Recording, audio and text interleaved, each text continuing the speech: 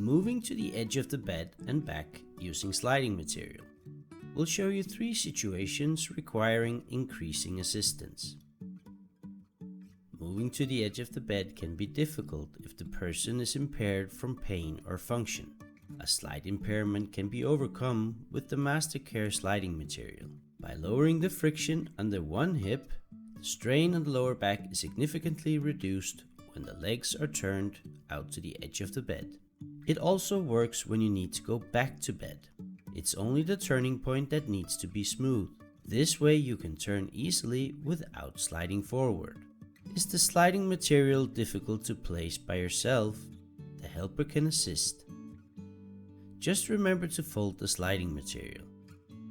If more help is needed to get to the bedside, the sliding material can be placed at a standing work height. Then lower the bed. Use the sliding material to turn to the side. The legs act as a lever. Elevate the head end so the user can push off.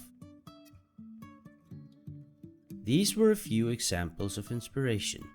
For further information or videos, go to mastercare.dk or call us. We're ready to help you.